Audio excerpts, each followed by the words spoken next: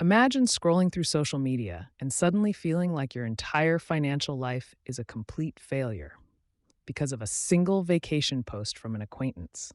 Sound familiar? Today, we're diving deep into how social comparisons are secretly sabotaging our financial decisions. Wait, so you're saying those perfectly curated Instagram lifestyle posts aren't just harmless scrolling, but could actually be influencing how I think about money? That sounds almost manipulative. How exactly does that work?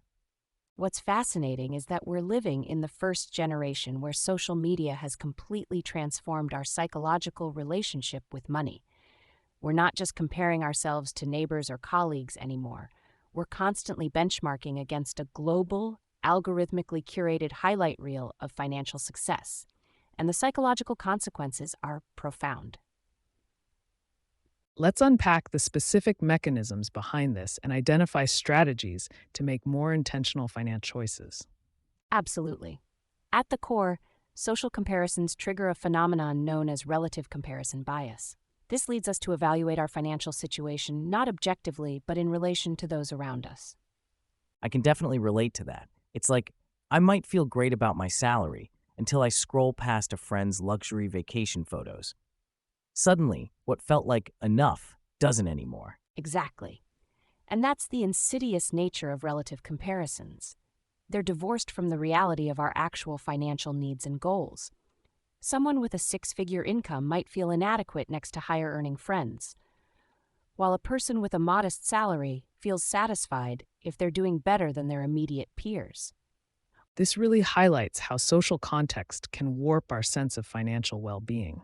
So, how can we identify when we're falling into this comparison trap? Great question. A key red flag is when you find yourself making financial decisions that don't align with your core values or long-term plans. Maybe you're tempted to buy a flashy car to keep up, even though your priority is saving for a house, or you feel pressured to invest in risky assets because friends are bragging about their returns. I've definitely been there. It's like FOMO, but for finances. How do we break out of that cycle? The first step is defining what financial success means to you personally, not based on external benchmarks, but your authentic priorities. Once you have that North Star, you can create a decision-making framework to evaluate financial choices more objectively. I love this idea of a personal financial framework. It's like building resilience to social influence. Can you walk us through what that might look like in practice? Absolutely. Start by clarifying your core financial values. What really matters to you? Maybe it's being debt-free, or having the flexibility to travel, or leaving a legacy for your kids. Write those down. Then create a simple checklist to assess financial decisions against those priorities. For example, if an investment opportunity comes up, you might ask, does this align with my risk tolerance? Does it get me closer to my long-term goals? Am I making this choice for the right reasons, or because I'm comparing myself to others? That's a game changer. It takes the emotion and social pressure out of the equation and grounds us back in our own financial reality. I can see this being an incredibly powerful tool, and it pairs well with being intentional about the financial content we consume, right? Curating our inputs to minimize triggering comparisons. 100%. Be mindful about how you engage with financial information and social media. Unfollow accounts that make you feel less than. Limit exposure to content that glorifies lifestyles misaligned with your values. And remember, social media is a filtered highlight reel, not reality. It's about using social influences to inspire and inform us rather than letting them define us. We can learn from others' experiences without comparing ourselves to unrealistic standards. To recap, we covered how social comparisons can lead us astray from our financial goals and unpacked strategies to counter those influences by staying anchored in our personal values and building resilient decision making frameworks. Now, let's dive deeper into the specific ways these social influences can lead us astray from our financial goals and how we can build resilience to make more intentional choices. Absolutely. One of the key psychological traps is what behavioral economists call reference point bias. This is where we set our financial benchmarks based on incomplete or unrepresentative information from our social environment. Can you give an example of how this plays out in real life? I'm curious how these reference points get set. Sure. Let's say you're scrolling through social media and see a friend post about their huge investment gains or luxury purchase. Suddenly, your own financial situation might seem lacking in comparison, even if objectively you're doing well. That social reference point has skewed your perception of what's normal or enough. You might feel pressured to take on more investment risk or lifestyle inflation to keep up. So, in a sense, these social reference points can almost hijack our financial decision making if we're not careful. We start chasing external benchmarks rather than staying true to our own goals and values. Exactly. And it's not just social media. Past experiences can also set problematic reference points. Like if you had a high-paying job in the past, a more modest income now might feel like a step backward, even if it's actually sufficient for your needs. This is really eye-opening. I can think of so many times I've fallen into this trap without realizing it. Are there any other ways these reference points lead us astray? Another common pitfall is fixating on arbitrary targets. Round numbers in account balances or stock prices can become psychological sticking points. You might hold on to a losing investment just waiting to break even at a previous high point, rather than objectively assessing if that money could be better deployed elsewhere. It's almost like these reference points create mental shortcuts that can override our rational decision making. So, how do we counteract these biases and build that financial resilience? The first step is awareness. Recognizing when social comparisons or past benchmarks might be influencing your financial lens. Then it's about consciously defining your own metrics for financial success based on your personal values and goals. I like the idea of having my own clear definition of financial well-being. It's like an anchor to keep me grounded no matter what references I'm exposed to. That self knowledge seems key. Can you walk us through what it looks like to develop that kind of financial self awareness? Start by reflecting on what truly matters to you financially. Is it security, freedom, impact? Write down your core financial values. Then set personal benchmarks aligned with those priorities. Maybe it's a target savings rate, a debt payoff date, or a giving goal. The point is, you're defining success on your own terms, not based on external cues. This creates a decision-making framework to help you stay focused on what matters most. I can see how having those guideposts in place would make it easier to tune out the noise and make choices that are right for your unique situation. It's about being intentional rather than reactive. This has been so clarifying. To recap, we unpacked how social reference points can distort our financial perceptions and lead to biased decision making. The antidote is self awareness and consciously defining our own metrics for financial well being based on personal values. The more we can stay anchored in our own authentic goals, the less sway these external influences will have. It's all about increasing that intentionality in our financial choices. I hope our listeners will reflect on their own financial reference points and feel empowered to take a more self-directed approach. We'd love to hear how you put these ideas into practice. Let's discuss some practical strategies for breaking free from these social comparison traps and staying true to our own financial goals. First, let's recap the key ways social influences can lead us astray financially. Certainly. We talked about how social media can set problematic reference points, making us feel like we need to keep up with the financial highlight reels we see posted. This might pressure us to take on more risk than is appropriate or inflate our lifestyle beyond what's sustainable. Social influences can also trigger impulsive financial decisions as we react emotionally rather than thinking through long-term implications. It's scary how easily we can get pulled off track without even realizing it. I'm curious, what are some effective ways to counteract these influences and stay focused on our true financial objectives? We already talked about defining our own financial metrics instead of external benchmarks. What other strategies can help us make more deliberate, self-directed financial choices? Another key is cultivating awareness of your motivations. Before making a major money decision, pause to examine what's really driving it.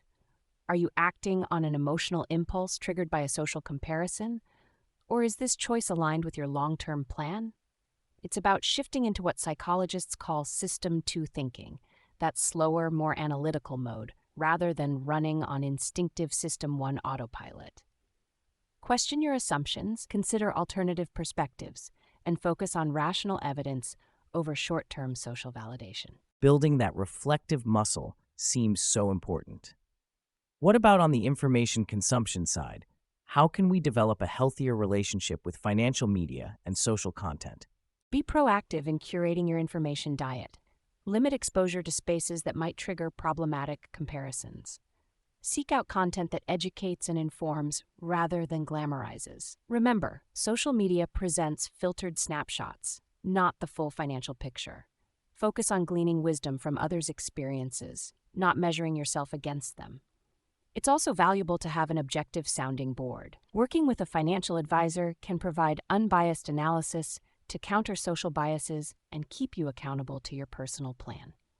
I appreciate how these strategies address both our internal mindset and our external influences. By anchoring in our values, reasoning deliberately, consuming information critically, and accessing Having a clear framework for evaluating financial choices against our genuine goals seems so empowering. It's like developing an internal compass to keep us on our own true course, even as winds of social influence shift around us. I couldn't agree more.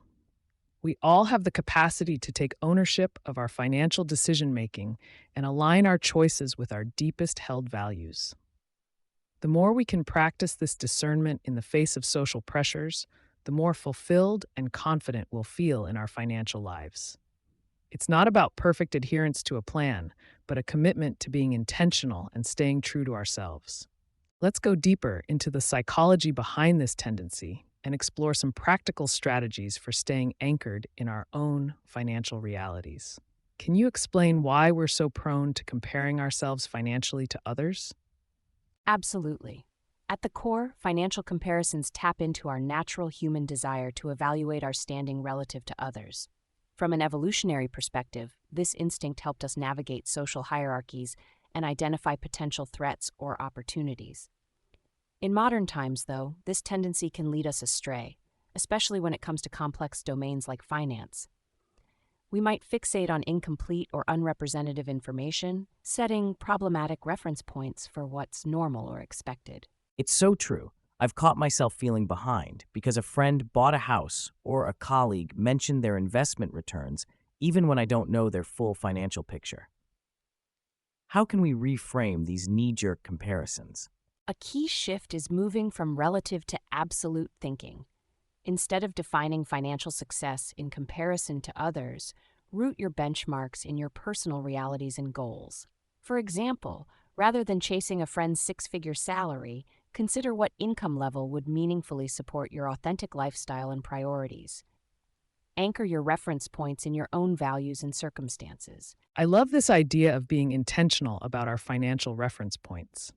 It's about consciously choosing the standards against which we evaluate our situation. Can you share an example of how arbitrary or incomplete references can distort our thinking? Imagine you're casually browsing social media and see an acquaintance post about buying a new luxury car.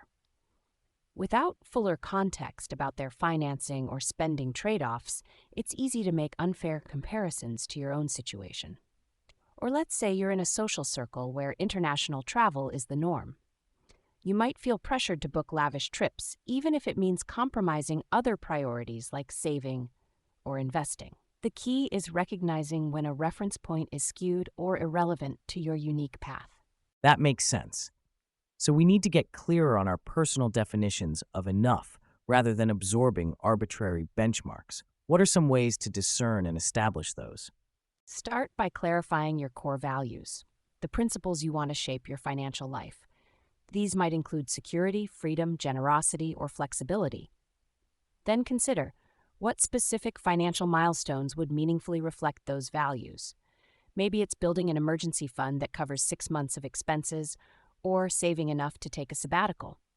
The aim is anchoring your financial targets in your individual circumstances and aspirations. I appreciate how this approach grounds us in our own reality rather than reacting to distorted external cues. It's about cultivating that inner compass. As we work to establish healthier reference points, what are some common mental traps to watch out for? One pitfall is unintentionally curating an extreme reference group. For instance, If you primarily follow high earning or free spending individuals on social media, you might internalize a skewed sense of normal. There's also a tendency to fixate on individual data points over the big picture. You might zero in on a friend's six-figure down payment while overlooking the years of disciplined saving that enabled it. The idea is to consume social information critically, remembering that highlight reels don't tell the whole story. That's a great point about maintaining perspective. Are there any other strategies for keeping social influences in check? Diversifying your inputs can provide valuable context. Seek out relatable role models across a range of financial situations. Read personal finance content that grounds you in data-driven realities. It's also important to proactively design your environment, curate social circles and media feeds that affirm your values and support your goals. Set boundaries where needed to limit triggering exposures, and lean on objective allies like a financial advisor who can offer unbiased guidance and accountability. Having that sounding board can counter the pull of social noise. These are such empowering strategies. By taking ownership of our financial narrative and architecting supportive environments, we can harness social influences rather than being undermined by them. At the core, it's about self-knowledge and self-trust. The more we can tune into our authentic goals and values, the less vulnerable we are to being pulled off course by arbitrary comparisons. I'd love to hear a key takeaway or action step our listeners can implement to start reframing their financial comparisons. What's one small shift that can make a big difference?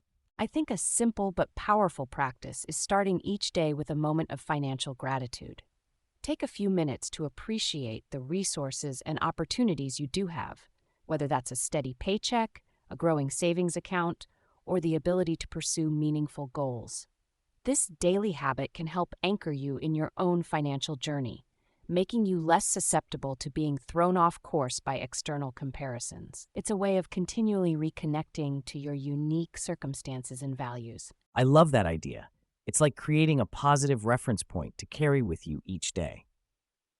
I'm also realizing how important it is to proactively curate the financial voices and influences in my life. I'm going to take a closer look at my social media feeds and identify a few thought leaders who provide constructive, educational content. Those are both such valuable reflections. Cultivating that daily gratitude practice and intentionally shaping our informational diet can be transformative in keeping comparisons in perspective. Remember that your financial journey is uniquely yours.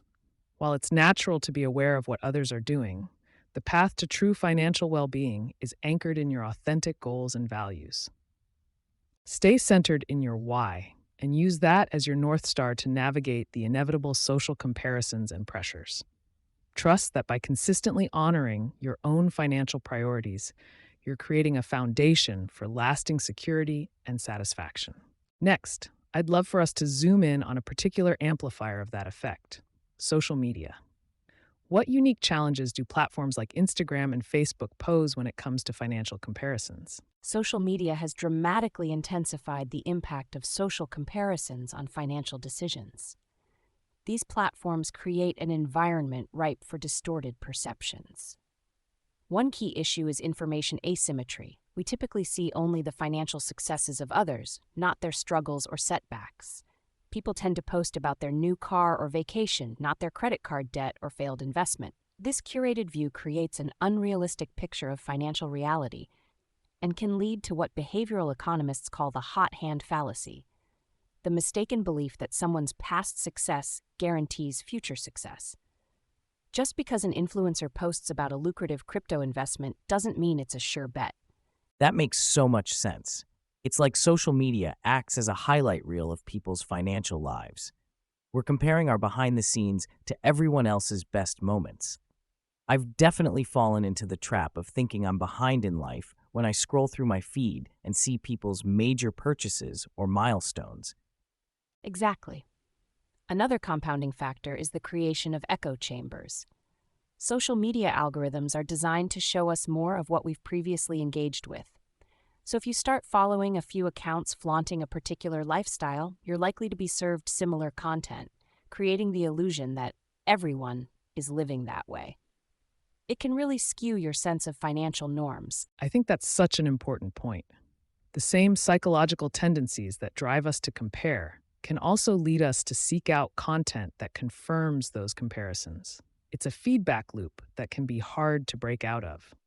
So, how can we counteract these influences and maintain a healthier perspective? What are some strategies for consuming financial content on social media more mindfully? The first step is awareness.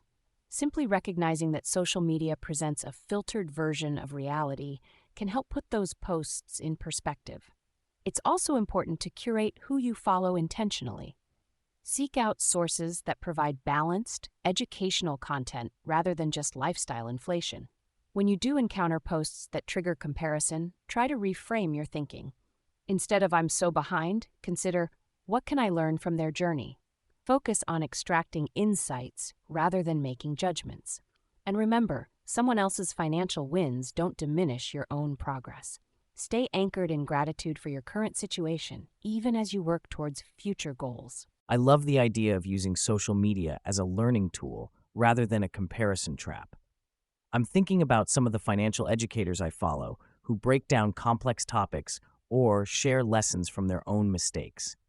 That type of content always leaves me feeling empowered rather than inadequate. Such a great point. Consuming financial information with a growth mindset can be a game changer.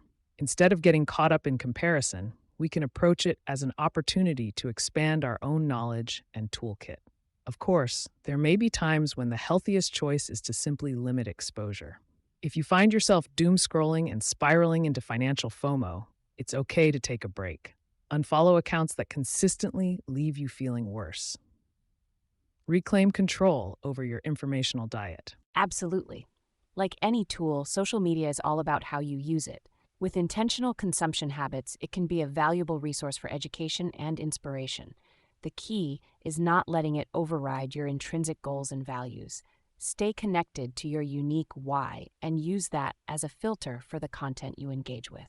In a world of constant comparison, staying true to our authentic financial path is an ongoing practice. But by developing self-awareness, curating our influences, and leading with curiosity, we can harness the power of social information for good. Next, I'd like to zoom out a bit and look at the broader role of reference points in shaping our financial decisions.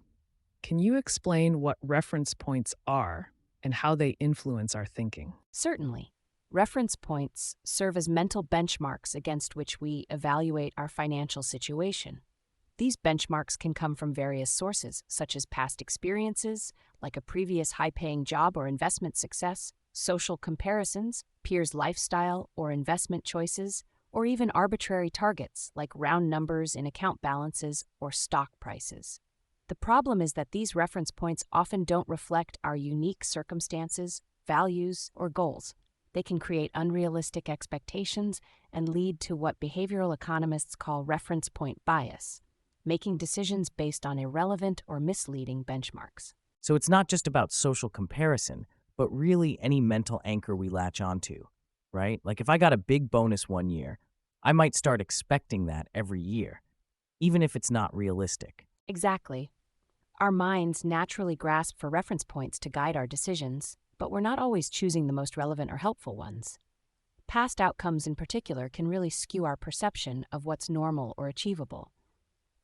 It seems like reference points often operate subconsciously. We may not even realize we've latched onto a particular benchmark. So how can we become more aware of the reference points shaping our financial thinking? One key is to bring them into the light by explicitly naming and examining them. When you find yourself making a financial comparison or judgment, pause and ask, what benchmark am I using here? Is it relevant to my specific situation? Does it align with my personal values and goals? This type of metacognition, thinking about your thinking, can help you catch reference point bias in action. It allows you to consciously choose more appropriate benchmarks rather than operating on autopilot. I like the idea of actively choosing your reference points. It's empowering to realize we don't have to just accept whatever comparisons pop into our heads. Absolutely. And one of the most powerful reference points you can choose is your own past progress. Instead of comparing to others or fixating on arbitrary targets, look at how far you've come on your own financial journey. Measure success based on your personal growth and forward momentum, not external benchmarks. That's such an important reframe.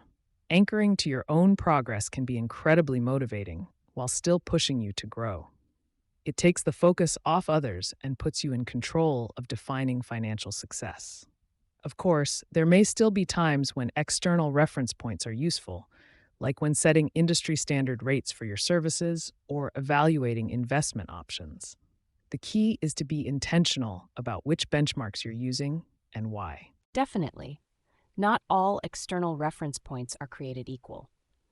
When you do look outside yourself, focus on references that are truly relevant and informative. Instead of fixating on a colleague's income, for example, you might look at salary data for your specific role and experience level. Or instead of chasing the latest investment fad, you could compare your portfolio's performance to appropriate market indices. The goal is to use reference points that provide meaningful context and guidance, not just fuel for comparison. This is really clicking for me. It's about being proactive in choosing references that support my goals, rather than just reacting to whatever comparisons happen to crop up, and always bringing it back to my own unique situation and values. I think that's such a powerful place to land. Reference points are inevitable. Our brains naturally seek them out. But by examining them consciously, choosing them intentionally, and anchoring them to our personal definition of success, we can harness their power to make better financial decisions. Any final thoughts on putting this into practice?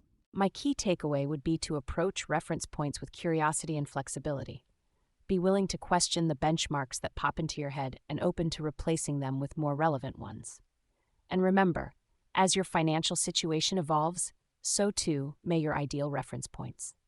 What made sense as a benchmark 5 years ago may not be the most relevant or motivating now. Regularly reassess the references guiding your financial thinking, and don't be afraid to update them as you grow. Such an important reminder that this is an ongoing process, not a one-time reset. As we continue on our financial journeys, we have the power to consciously choose the reference points that shape our view of the world around us. Thanks for joining us on Safe Simple Sound.